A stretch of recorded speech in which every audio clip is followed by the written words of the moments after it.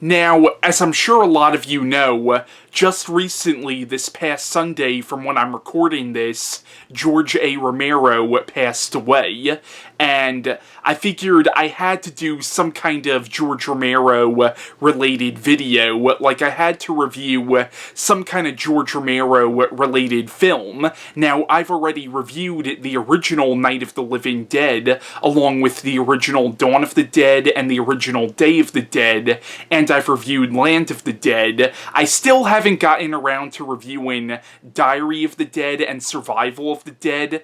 Somewhere down the road, I might review those movies. I'm still not sure yet, because even though those were directed by George Romero, I almost don't even count those as being part of his original, like, Dead series.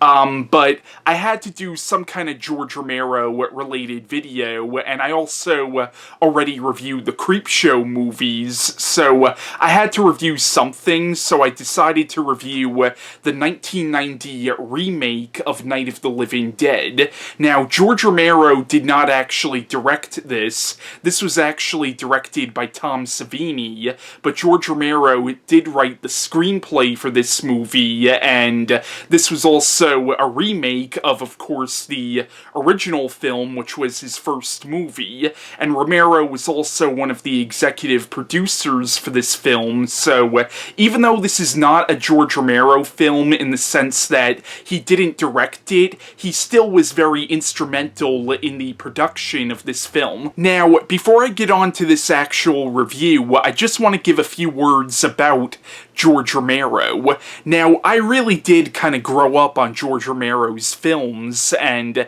in a lot of ways his films had a really profound effect on me. I first discovered his films when I was 12 years old, and when I was 13 years old, I finally got Land of the Dead on DVD, and I remember when I was like 13, like back when I was 13, I would just spend Friday and Saturday nights watching those first 4 films in Romero's Dead series: Night of the Living Dead, Dawn of the Dead, Day of the Dead, and Land of the Dead. And for me, those first 4 films, even though I know a lot of people don't like Land of the Dead, for me, even Land of the Dead is really close to my heart.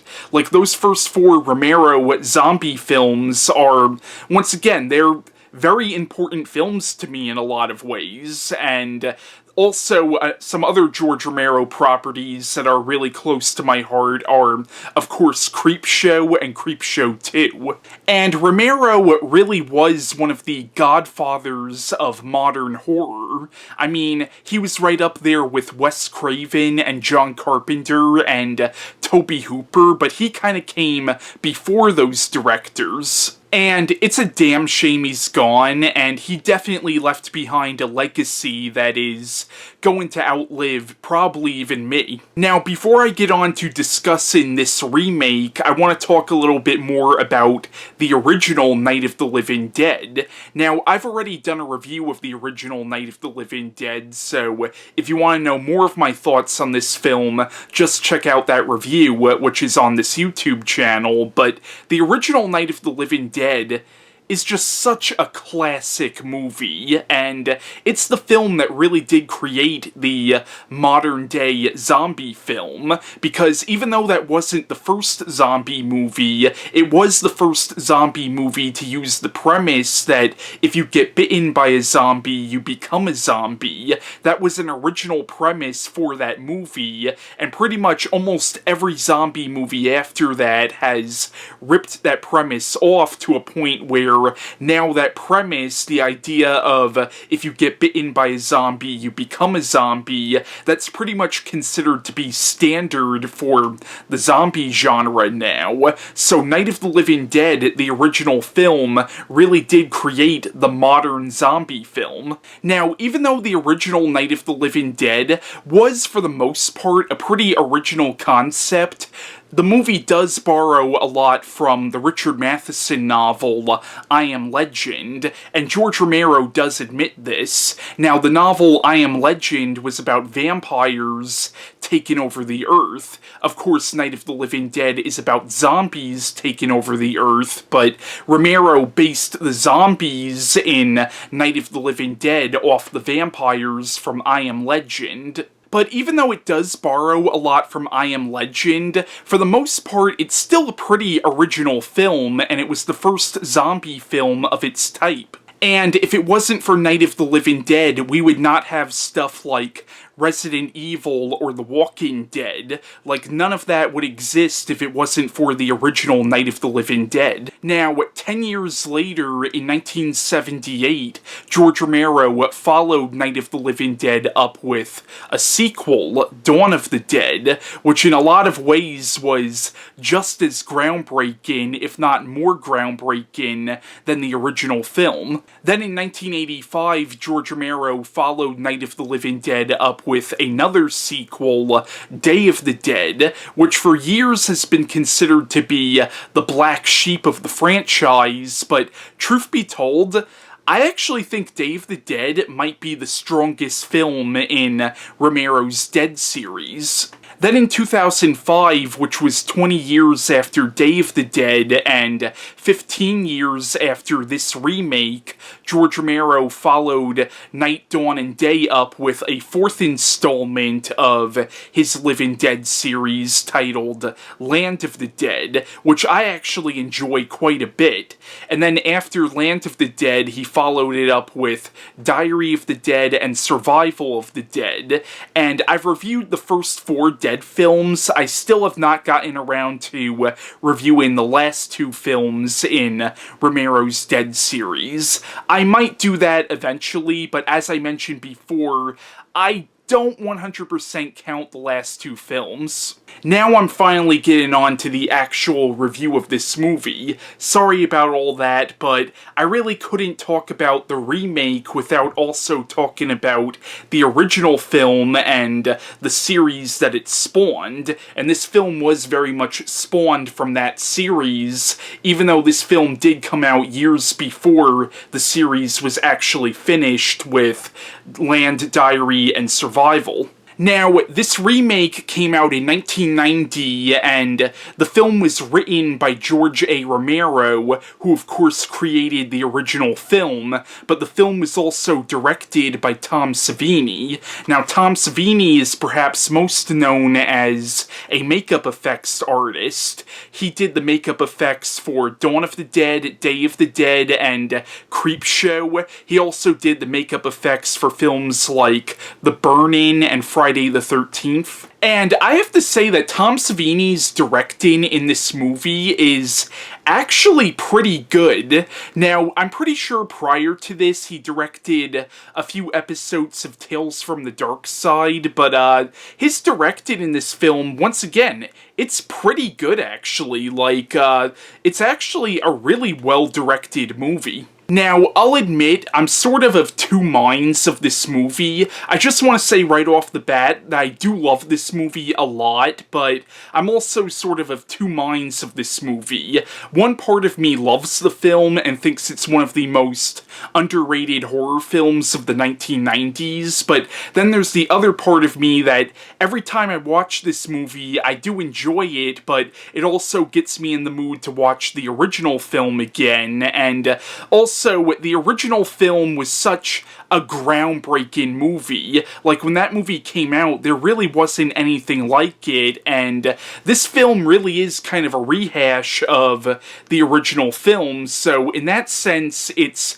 really kind of unnecessary because you can never top the original film because of how groundbreaking that original film was. But at the same time, though, I really don't think this film tries to top the original. The film knows it can't top the original film, and it knows that it can't top how groundbreaking that original film was. I just think Tom Savini and George A. Romero set out to make a decent remake into a classic film, and I think they succeeded, because I do think this is a decent remake. Also, the original Night of the Living Dead had a lot of social commentary in it. That film came out in the late 1960s, and George Romero was really making a statement about things that were going on in America at the time, politically and socially, and that film was really reflecting the time it came out, and this film really doesn't have the same social commentary that the original film has. To a certain extent it does, but the original film had commentary that was really relevant for the 1960s. The social commentary that's in this remake is more of a social commentary that's more relevant of society in general, but it's not really relevant to the particular time period that the film came out in. At least I don't think it is. And you really don't get the social commentary of this particular film till towards the end of it, but once again, it doesn't have the same social commentary as the original film, so I do think that's an area where this film falls flat, where the original film succeeds. But once again, despite its flaws, I still really enjoy this film. Now, the film has the same basic premise as the original film. It's about 7 people who become trapped in this farmhouse that is getting surrounded by zombies during this phenomenon that's happening where dead bodies are returning to life as zombies, and it appears that this phenomenon is happening all over the country and perhaps even all over the planet. Like, it appears that it might be the end of the world, so it's the same basic premise as the original film, and it even has the same characters, but where this film is different is it actually changes the characters from their counterparts in the original film, specifically Barbara. Barbara is much different in this remake than she is in the original film. Now, in the original Night of the Living Dead, once the zombies started attacking, Barbara became hysterical pretty much throughout that entire movie, and her character in that original film was very much a reflection of what people thought of women at the time. Like, people thought of women as weak at the time, and that's kind of how Barbara was portrayed in the original film, and in the original film, she's just hysterical throughout the entire film, and in a lot of ways is almost one of the most useless characters in the movie, even though she's arguably one of the most iconic characters from the original film. But in this film, once the zombies start attacking, Barbara at first is a little hysterical, but who wouldn't be? Like, anybody would be hysterical in a situation where the dead are coming back to life, but once she gets a handle on the situation, she becomes a freaking badass, and she really becomes the main character of the film, and I think that's the most significant change between this film and the original film. Is in this film, Barbara is very much the heroine of the film, whereas in the original film, she's more of just... She's more of a side character in the original film, and once again, she's portrayed as being really weak and very emotional and very hysterical in the original film. In this, they actually make her pretty much, my dad, who really likes this movie, he calls her Rambo Barbara, pretty much, and that's kind of what they make her in this film. Like, they make her a badass. Now, in the film, Barbara is played by Patricia Tallman, who I think does a great job with this particular version of the character, and she does play the character very differently than the actress who played Barbara in the original film. In the film, Tony Todd plays Ben, and Tony Todd does a fantastic job in this movie as the character of Ben. And Ben in this movie is actually quite different than his counterpart in the original film. Now, in the original film, Ben Ben was very much the main character, and for the time that was groundbreaking for a movie to have a black main character. Like, that was really groundbreaking for the time, and once again, in the original film, Ben was very much the hero of the movie, but in this film, Barbara is really the hero of the movie, and Ben is more of the side character. Actually, I would almost argue that Ben and Barbara are almost like dual protagonists in this movie, but Ben in this film is, once again, quite different than he is in the original film. Like, in this movie, Ben is a lot less level-headed than he was in the original film. In this, you really do see Ben start to kind of break down. Not outwardly so much, but you can tell that what's happening is really getting to him, and in a lot of ways, I would say that Ben is kind of the hysterical one in this movie, as opposed to Barbara. Barbara is really the most rational one out of all the main characters in this movie, because there's a certain point in this movie where Barbara looks out at the zombies coming to the house, and she notices how slow they are, and she even says, "They're so slow," and she suggests to them that, why don't we just walk right past them? And that's honestly a good idea, but nobody listens to her, and Ben even says, "Listen, I know you're afraid." He's acting like she's the one who's irrational, when really it's the other way around. She's the most rational one, and everybody else in this farmhouse is kind of just losing their minds. Another big difference between Ben in this movie compared to his counterpart in the original film is Ben in this film, there's certain points where he goes off on these like little philosophical tangents about what's going on, and you didn't really get that with the original film. But I will say though, with Tony Todd's performance as Ben, you really do get a real sense of emotion from his performance. Like, there are points where you see like tears on his eyes. Like, once again, you realize how much this phenomenon that's causing the dead to come back to life is really eating away at him psychologically. Now, in the movie, Tom Towles plays Harry Cooper, and Harry Cooper is actually fairly similar to how he was in the original film, although I'll actually argue that Harry Cooper is almost more of a douchebag in this film than he was in the original Night of the Living Dead. But Tom Towles does a great job as Harry Cooper in this film. Now, in the movie, the character of Tom and his girlfriend are actually quite different than their counterparts in the original film, and in this movie, Tom is played by William Butler, and in this film, they make Tom and his girlfriend kind of like these dumb rednecks, where in the original film, they were a little smarter than their characters in this film. In the film, Harry Cooper's wife is actually fairly similar to how she was in the original movie. But once again, there are a lot of similarities and differences between this movie and the original Night of the Living Dead, and it's not a shot-by-shot remake, but it's definitely the same story as the original film, and it has the same characters, but the characters in this movie are different than their counterparts in the original film, and it is, for the most part, a different film,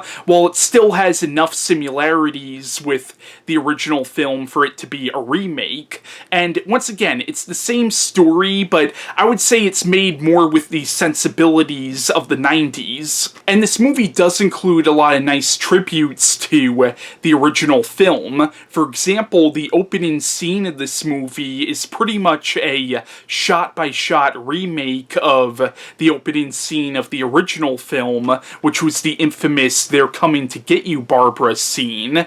And in this movie, Bill Moseley plays Johnny, who is Barbara's brother. And Bill Moseley actually plays the character of Johnny fairly similarly to how Johnny was portrayed in the original film, only Bill Moseley's portrayal of the character is a little more douchey, but I mean that in a good way. But yeah, the 1990 remake of Night of the Living Dead, I actually think is a pretty decent remake. Now, was it unnecessary? Yes, it kinda was, but it was still really good though, and I think it's a really good movie. Now, I still like the original film better, and 9 times out of 10, if I had a choice between watching the original film or watching this one, you could bet your ass I'm gonna be watching the original Night of the Living Dead, but I still find this to be a really decent film, and I do recommend giving this movie a watch. Once again, it's nowhere near as good as the original film, but it's still pretty decent. But yeah, that was my review of Tom Savini's remake of Night of the Living Dead, and bye.